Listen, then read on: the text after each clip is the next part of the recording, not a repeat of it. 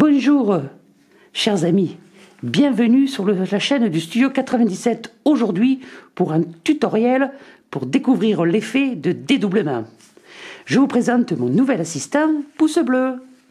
Pouce Bleu? Oh, ah. Merci, Pouce Bleu. C'est à nouveau. C'est bon, Pouce Bleu, tu peux y aller. C'est bon, vas-y, Pouce Bleu. C'est bon, Pouce Bleu.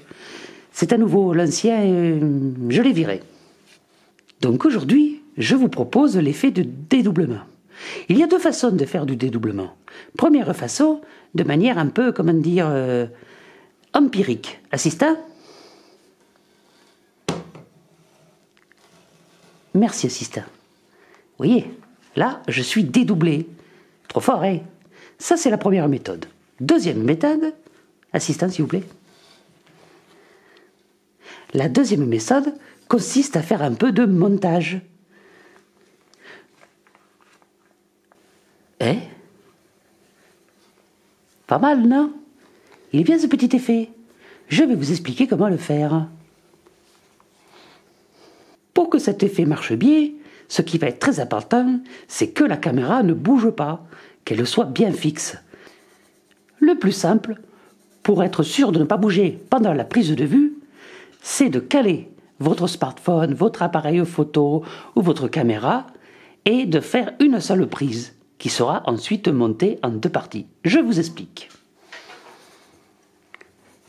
Pour réaliser cette prise de vue, voilà comment ça se passe. Vous allez d'abord filmer le personnage qui va trouver sur la gauche. Ensuite, le personnage va passer sur la droite pour être en effet miroir. Je passe sur la droite.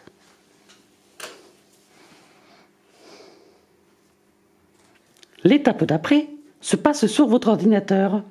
Pour ça, vous devez installer un logiciel qui s'appelle OpenShot. OpenShot est un logiciel libre open source.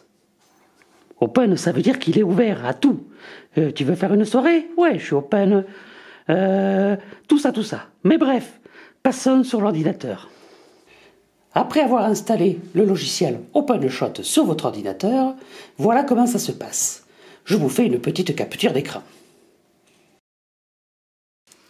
Après avoir lancé le logiciel, allez dans le petit plus en haut à gauche pour importer votre vidéo. Une fois la vidéo retrouvée dans votre ordinateur, double-cliquez dessus pour la faire venir dans le logiciel. Faites glisser votre vidéo en bas dans ce qu'on appelle la timeline, c'est la piste de montage. Parcourez ensuite votre séquence grâce à la tête de lecture et placez-la au moment où le personnage qui était à gauche passe à droite.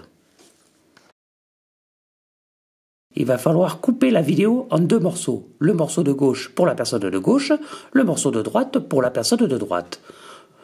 Faites un clic droit et sélectionnez Découper en prenant l'option Conserver les deux côtés. Vous allez ainsi couper la vidéo en deux morceaux. Ensuite, faites passer la partie où le personnage est à gauche au-dessus et gardez là où le personnage est à droite en dessous. C'est très important de mettre le personnage de gauche au-dessus car le logiciel permet de recadrer simplement sur la droite. On le verra un peu plus tard. Vous pouvez, en prenant les extrémités des séquences, les raccourcir pour les faire correspondre l'une avec l'autre, qu'elles soient de la même durée, quoi. Cliquez à nouveau le clic droit pour découvrir l'onglet Propriétés et cliquez dessus. Un nouveau menu apparaît et là il va falloir rechercher ce qu'on appelle la largeur de recadrage. Les modifications que vous allez effectuer vont s'appliquer à l'emplacement de la tête de lecture. Donc pensez bien à mettre la tête de lecture au début de la séquence. Le recadrage, comme je vous l'ai dit tout à l'heure, va s'effectuer par la droite, de la droite vers la gauche.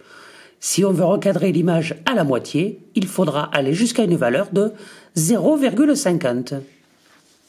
On découvre à ce moment-là le résultat à l'écran. Maintenant, il faut exporter la séquence pour que ça devienne un petit film. Avant cela, placez les deux séquences complètement à gauche de la piste de montage. Sinon, il y aura du noir avant votre vidéo. dans l'onglet Fichier, allez chercher Exporter le projet et choisissez Exporter la vidéo pour que notre projet devienne une vidéo. Vous pouvez ensuite rentrer le nom du fichier, donnez-lui le nom que vous voulez et choisir en dessous son emplacement.